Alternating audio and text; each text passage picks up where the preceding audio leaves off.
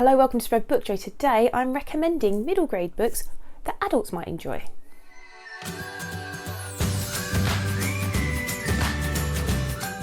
If you're new to the channel, I'm Jack. If you're not new, welcome back to Spread Book Joy. And today I'm going to be recommending books for adults that are marketed for children.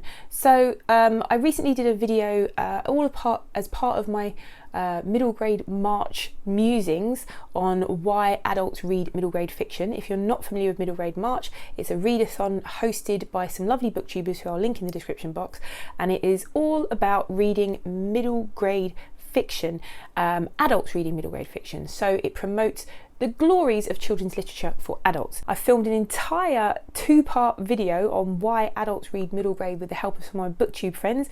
Go and check that out. This is a follow-up to that, where I'm going to recommend some books for adults who are now kind of had their appetites whetted to possibly read some middle grade fiction, but you're not sure where to start, because you'll hear books being recommended by lots of lovely booktubers. Loads of them took part in my last 2-part video on why they read middle grade. But quite often you might hear and say, oh, it sounds like a good story, but if you haven't read children's literature in a while, you might be thinking, well, I don't know what the quality is going to be like. Is it going to be well written? Is it going to be boring? So I thought what I would do is I'm going to recommend some books which I think, regardless of whether you are, whatever age you are, these are good books. They're not just good children's books, they are good books. I'm going to recommend some books that I think are just good books. I'm also going to recommend some books that I think adults who want some escapism might enjoy, which are still also good books, but they may possibly be a bit more child focused. But yeah, I'm going to recommend some of those. And what I'm going to do to help you make some decisions is I'm going to actually read a little bit from each of them. So I'm not going to talk too much about what they're about. I'm just going to give you a very brief synopsis and recommend them. And then I'm going to do a reading from them so you can hear some of what I think is the appeal of these books. First up, I love this book. This is one of my favourite books, not just one of my favourite children's books. So this is The Murderer's Ape by Jakob Wegelius, and it is a mystery. Sally Jones is our protagonist, and she is a gorilla. She tells a story in first person, and it's set in Lisbon. Sally is chief engineer aboard an engineer aboard the Hudson Queen, which is a 2-man boat crewed by her and the chief, and they go around the world delivering stuff. So they end up getting stuck in Lisbon, in the port of Lisbon, and the chief gets accused of murder and Sally has to clear his name. Also, the author, Jakob Wegelius, I don't know if I've mentioned his name yet, he illustrates the book. So all the illustrations that are inside, which are pretty amazing, he does. And so this is another thing that we talked about in the why adults read middle grade, and some of the delight you get out of reading middle grade is just the beautiful production values in some of these books, and this one is no exception. It is illustrated like this. It's absolutely stunning, and it's, you know, it's a chunky book. It's quite a chunker. It's 500 pages, but it's quite big type, and you've got some nice illustrations in between, but it's well worth it, because the minute you start it, it's one of those books you can't put down. And the quality of the writing is such that the vocabulary is quite ambitious for children of sort of reading around the middle grade range. So it's actually a really well written story. It's foggy tonight. It came rolling in from the Atlantic during the afternoon. I went up on deck just now and couldn't see beyond the cranes a short way along the quay. Every so often the gruff noise of foghorns and the ringing of ships' bells can be heard from the river. It sounds a bit ghostly. The chief and I have been carrying sacks of coal again today. I was thinking about my Underwood No. 5 while doing it, and now I've decided what I'm going to use it for. I'm going to use it to tell the truth about the murder of Alphonse Moreau, so that everyone knows what really happened, and maybe the writing will help to rid me of my nightmares. For those of you who don't know me, the first thing I need to say is that I'm not a human being. I'm an anthropoid ape. I've learned from scientists that I belong to the subspecies Gorilla gorari. Most of my kind live in Africa, in the thick jungle along the banks of the Congo River, and that's probably where I originally came from. I don't know how I ended up among people, and I probably never shall know. I must have been very small when it happened. Maybe I was caught by hunters or by natives, and then they sold me. My first memory is of sitting on a cold stone floor with a chain around my neck. It may have been in the city of Istanbul, though I can't be completely certain. Since then, I've lived in the human world. I've learned how you human beings think and how to understand what you say. I've learned to read and write. I've learned how people steal and deceive. I've learned what greed is and cruelty. I've had many owners and I would prefer to forget most of them. I don't know which of them gave me my name or why, but I'm called Sally Jones anyway. I'm going to recommend the books of Katherine Randell. I talked about her extensively in my video about why adults read middle grade, because she wrote an essay called Why You Should Read Children's Books Even Though You Are So Old and Wise, is trying to convince adults of the quality, the benefits of reading children's literature as an adult. This is a TBR book for me, and I just want to read you a section of it because of the quality of her writing. I just opened up and read the opening and immediately you get sucked. She's won all these awards for it. So she won the Blue Peter Book Award, the Waterstones Children's Book Prize, she was shortlisted for the Killip Carnegie Medal, Children's Fiction Prize from The Guardian, and the UKLA Children's Book Award. So this was a really popular book. On the morning of its first birthday, a baby was found floating in a cello case in the middle of the English Channel. It was the only living thing for miles, just the baby and some dining room chairs and the tip of a ship disappearing into the ocean. There had been music in the dining hall, and it was music so loud and so good that nobody had noticed the water flooding in over the carpet. The violins went on soaring for some time after the screaming had begun. Sometimes the shriek of a passenger would duet with a high C. The baby was found wrapped for warmth in the musical score of a Beethoven symphony. It had drifted almost a mile from the ship and was the last to be rescued. The man who lifted it into the rescue boat was a fellow passenger and a scholar. It is a scholar's job to notice things. He noticed that it was a girl, and with hair the colour of lightning and the smile of a shy person. Think of nighttime with a speaking voice, or think how moonlight might talk, or think of ink if ink had vocal cords. Give those things a narrow aristocratic face with hooked eyebrows and long arms and legs, and that is what the baby saw as she was lifted out of her cello case and up into safety. His name was Charles Maxim, and he determined as he held her in his large hands, at arm's length as he would a leaky flower pot, that he would keep her. Next, A Kind of Spark by Elle McNicholl. This is an Own Voices book. Elle McNicholl is a neurodivergent author. She's autistic and she's written a book with an autistic protagonist. This was her debut novel, A Kind of Spark, and it was my favourite children's book of 2020 that was released in 2020, I believe. Well, I read it in 2020 and it was my favourite children's book that year, and one of my favourite books of that year. So Addie is our protagonist, and she is an autistic girl going to school in a small village in Scotland. She's being bullied by various people. She's got a loving family. She lives in a very small village, and she discovers in that village they've got a history of women being murdered as they were accused of witchcraft way back in the 16th or 17th century. And she discovers this, and she wonders why there is no tribute to these women, because they were killed not because they're really witches, but just because they were different. They were accused of witchcraft and were different, and she identifies really closely with these women. So she sets out to have a memorial built for them, or put somewhere in their village. It's a really powerful, lovely book. I don't know anyone who's read it and didn't enjoy it. So it opens with Addie being spoken to terribly by her teacher, which is infuriating, and in the next page she is talking about how she copes. On days like this, I spend lunchtime in the library. I feel the other children in the class watching me as we tuck in our chairs and leave the room, the school bell screeching so loudly. Loud noises make my head spin. They feel like a drill against a sensitive nerve. I walk through the corridors, practicing my breathing and keeping my eyes straight ahead. People talk so loudly to their friends who are right next to them. They get too close, they push and clamour, and it makes my neck hot and my heart too quick. But when I finally get to the library, it's all quiet. There is so much space. There is one window open to let in a little fresh air. There is no loud talking allowed. The books are all categorised and labelled in their proper places. And Mr. Allison is at his desk. Addie! He has curly dark hair and big glasses, and he is tall and skinny for a man. He wears old jumpers. If I were to use my thesaurus to describe Mr. Allison, I would say he was kindly. But I like to just say that he is nice, because he is. My brain is very visual. I see everything in specific pictures, and when people use the word nice, I think of Mr. Allison, the librarian. It's a really fantastic introduction to how I think it is probably one of the best representations of how it feels to be neurodivergent in a neurotypical world. Brilliant book. Neil Gaiman, I'm going to recommend Neil Gaiman, The Graveyard Book. I'm going to read from The Graveyard Book just to see the quality of the sort of writing. I would also recommend Coraline by Neil Gaiman. If you watched my last video, you know that when Neil Gaiman wrote Coraline, he wanted to market it as a children's book, but his publisher thought it would never market as a children's book because it was too scary.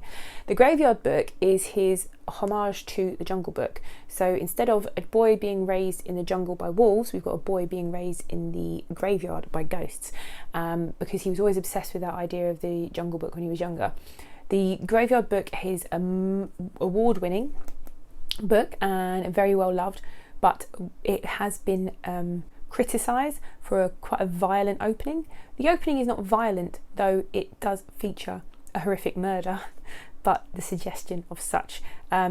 It's not graphically depicted, but the way it's described, I'm going to read it to you. Now, I've read this book multiple times with children and they love it. They love the opening, and when we talk about the way that the author introduces the character that he introduces in this opening, it's really fascinating. Children really appreciate this book.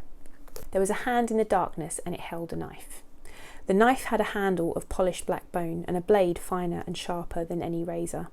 If it sliced you, you might not even know you had been cut. Not immediately. The knife had done almost everything it was brought to that house to do, and both the blade and the handle were wet. The street door was still open, just a little, where the knife and the man who held it had slipped in, and wisps of nighttime mist slithered and twined into the house through the open door. The man Jack paused on the landing. With his left hand he pulled a large white handkerchief from the pocket of his black coat, and with it he wiped off the knife in his gloved right hand, which had been holding it. Then he put the handkerchief away. The hunt was almost over. He had left the woman in her bed, the man on the bedroom floor, the older child in her brightly coloured bedroom, surrounded by toys and half-finished models. That only left the little one, a baby, barely a toddler, to take care of. One more and his task would be done. He flexed his fingers. The man Jack was, above all things, a professional, or so he told himself, and he would not allow himself to smile until the job was completed. His hair was dark and his eyes were dark, and he wore black leather gloves of the thinnest lambskin. The toddler's room was at the very top of the house. The man Jack walked up the stairs, his feet silent on the carpeting. Then he pushed open the attic door and he walked in. His shoes were black leather, and they were polished to such a shine that they looked like dark mirrors. You could see the moon reflected in them, tiny and half full. The real moon shone through the casement window. Its light was not bright, and it was diffused by the mist, but the man Jack would not need much light. The moonlight was enough. It would do. He could make out the shape of the child in the cot, head and limbs and torso. The cot had high slatted sides to prevent the child from getting out. Jack leaned over, raised his right hand, the one holding the knife, and he aimed for the chest. Next, I'm going to recommend Kiran Hargrave. I'm going to do a video on her when I've finished reading all of her books. She is one of my favourite children's book authors, and her writing is very lyrical and beautiful. Secret of Birds and Bone is set in the city of Siena, and the main character, I think, is Sophia. She lives on the outskirts with her mother and her younger brother and their crow, Corvith, and her mother is a bone builder, so she makes things out of bone, which actually was an occupation or a thing that people would do. If you ever see the sort of bone churches of Italy, I think Kiran Hargrave was inspired by those. But yeah, so the book opens like this. In the grounds of a ruined monastery on the outskirts of Siena, a girl awoke in a carnal house. All about her were skeletons. By the thin shafts of light flitting in from the slits in the ribcage shutters, she could see the bed about her, built from tibias and fibulas. A moon-white skull, still warm from last night's fire, was cupped over her feet, for here the nights were clear and cool. Over her head draped a canopy of gold-dipped toe bones in great gilded wreaths, and teeth were set like stars in the chinks in the wall. But the girl was not afraid. This house, built of old and golden bone, was her home, and today was her 12th birthday. No one else was awake. Her mother's and brother's beds along the other walls were still, and the house was silent as a tomb. Sophia lay calm in her bone bed and smiled. Soon Corvith, their crow, would squawk for breakfast, and her brother Ermine, always tired and sleeping long into mornings, would grumble at the noise, and Mama would rise and stoke the fire for lavender, honey and milk. There would be presents, and perhaps Mama would change her mind about letting them go to the palio. Thump. Sophia stopped smiling. She sat up and immediately bumped her head on the headboard. She had lately grown too tall for her bed, and Mama hadn't made it bigger yet. Thump. She got up more slowly, rubbing the sore spot on her crown, and then turned towards the closed door that led to their mother's workshop. Thump. The sound came again, followed by small clinks, light as raindrops, stumbling against the tiles of the patella roof.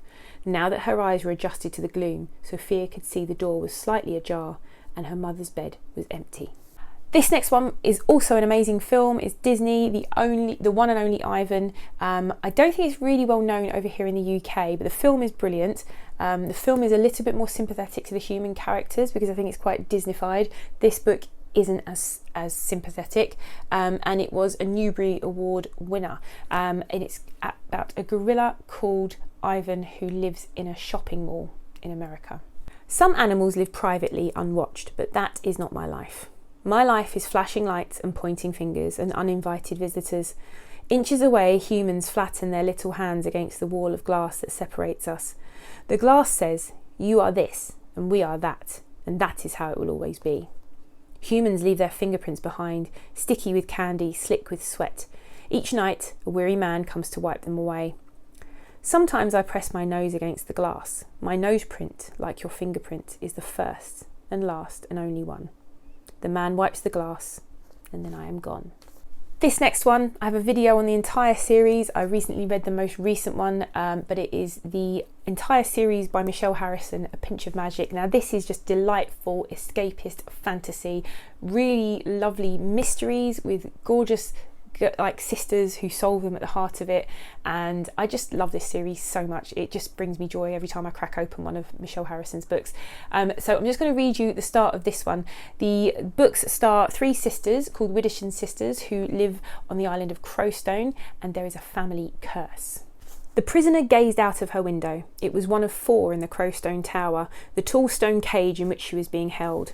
Here, if she kept her eyes up, she could pretend that the prison walls far below did not exist, and that she was looking upon the world from a castle or perhaps a mountain. But today was done with make-believe. Pretending she was in a dream, pretending someone was going to save her. The girl wrapped her arms more tightly around herself against the cruel wind that whipped through the bare windows. It smelled of the marshes, briny with a whiff of fish. The tide was out, leaving only a vast expanse of mudflats stretching before her. In places, she could see gulls pecking at stranded fish, tussocks of marsh grass and a battered, abandoned rowing boat. A tendril of her long, tawny hair flew in between her lips. She tugged it free, tasting salt, and leaned over the cold, scratched stone sill as far as she dared. The windows were not barred. They didn't need to be. The height of the tower was deterrent enough. The noise of the crows circling outside was constant. At first, she had thought of the birds as friends, chattering to keep her company. Sometimes one would land on the sill, pecking, watching, unblinking. The caws began to sound less friendly, accusing, mocking. "Marsh witch," the crows seemed to croak in the voice of the villagers. "Came in off the marshes, she did, killing 3 of our own." She'd never meant to hurt anyone. The scratches in the stone stretched the length of the windowsill, one for each day she'd been imprisoned. Once she had known how many there were, but she no longer counted. She walked the lap of the circular tower room, tracing her fingers over the stone. There were more scratches in the wall's surface, some shaped into angry words, others deep gouges where she had thrown things, chipping away, but never breaking free. A pale red moon had appeared in the sky yesterday, which had set all the warders' tongues wagging.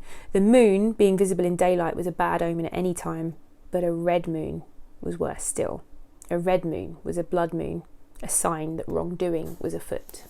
These next two are absolutely delightful. This is The Haunting of Aveline Jones by Phil Hickes. It's a really short ghost story with a wonderful protagonist. I'm just going to read a little section from when she discovers a bookshop. So she's sent away in half-term holidays in October. It's Halloween, to stay with her aunt, who's quite strict, and she's in a little village in Cornwall. It's a seaside town, and it's winter, so they're notorious about, it's like a ghost town, and she is obsessed with ghost stories, and she goes to the local bookshop to find a book for herself. Here we are, Aunt Lillian said a few minutes later, coming to a halt outside what appeared to be someone's front door. Aveline's confusion must have been apparent, because Aunt Lillian sighed and pointed down some steps to the basement where a faded wooden sign swayed in the wind. Lieberman's second-hand books. It was unlike any bookshop Aveline had ever seen. Its windows were thick with grime, the tiny doorway resembled the entrance to a hobbit hole, water dripped from a broken drainpipe into a small puddle at the base of the steps. Yet there was something intriguing about it, a secret book cave waiting to be explored. Last, I'm going to recommend, for anyone out there who wants some nostalgia, who was an Enid Blyton fan, I'm going to recommend this series. And this is the first in the series. It's the Murder Most Unladylike Mysteries. And the first book is Murder Most Unladylike by Robin Stevens. There are quite a lot of the books now, I think like 8 or 9, maybe more. And they're basically mysteries set in a girls' boarding school. They're very reminiscent of Malory Towers, but meets, you know, Agatha Christie. Basically, they're really fun, and the protagonists, they're, you know, I thought when I read them, they're just pure absolute fun and enjoyment, and they hark back to books that I used to read when I was a child in terms of the style and the setting is a girls' boarding school for the first one. So if you like your Malory Towers, St Clair's books, and you want something light and distracting, then this is absolutely excellent. They're very funny and they're really well executed. Look at this, I love it. It's like, you know, like Cluedo, you got the whole murder map there. The second book, by the way, is a country house mystery as well, which I absolutely love. This is the first murder that the Wells and Wong Detective Society has ever investigated, so it is a good thing Daisy bought me a new casebook. The last one was finished after we solved the case of Lavinia's missing tie. The solution to that, of course, was that Clementine stole it in revenge for Lavinia punching her in the stomach during lacrosse, which was Lavinia's revenge for Clementine telling everyone Lavinia came from a broken home. I suspect the solution to this new case may be more complex. I suppose I ought to give some explanation of ourselves in honour of the new casebook. Daisy Wells is the president of the Detective Society, and I, Hazel Wong, am its secretary. Daisy says this makes her Sherlock Holmes and me Watson. This is probably fair. After all, I'm much too short to be the heroine of this story, and who ever heard of a Chinese Sherlock Holmes? That's why it's so funny that it was me who found Miss Bell's dead body. In fact, I think Daisy is still upset about it, though of course she pretends not to be. You see, Daisy is a heroine-like person, and so it should be her that these things happen to. Look at Daisy and you think you know exactly the sort of person she is. One of those dainty, absolutely English girls with blue eyes and golden hair, the kind who'll gallop across muddy fields in the rain clutching hockey sticks and then sit down and eat 10 iced buns for tea. I, on the other hand, bulge all over like Bibendum the Michelin Man. My cheeks are moony round and my hair and eyes are stubbornly dark brown. I arrived from Hong Kong partway through second form, and even then, when we were all still shrimps for this new casebook is what we call the lower form girls, Daisy was already famous throughout Deep Dean School. She rode horses, was part of the lacrosse team, and was a member of the drama society. The big girls took notice of her, and by May the entire school knew that the head girl herself had called Daisy a good sport. But that is only the outside of Daisy. The jolly good show part that everyone sees. The inside of her is not jolly good show at all. It took me quite a while to discover that. There is so much humour in these that is way over the heads of children. There's a level of humour in it that if you read them, you'll know what I mean, that adults will get, but children just go over their head. But absolutely hilarious, really funny, really well plotted, just joy. So those are my recommendations for you if you want to get into reading children's literature but didn't know where to start. And hopefully me giving you reading gives you a sort of flavour of what they're like. I think people who don't read children's literature, modern literature now, would be quite surprised at the quality of the writing and the imagery and all of the lovely things that go into these books. So if you like this video and you are new here, possibly consider subscribing for more of my rambling nonsense, because I do like to ramble about books quite a bit. Please leave a comment below. Have you got any recommendations for children's literature that adults would always enjoy reading? If so, I'd love to hear about it. I've also got a great middle grade playlist if you really want to get into great books for middle grade for children or for yourself. I've got a middle grade playlist which I'll link in the description box below as well. And hopefully I will see you again here soon. Bye!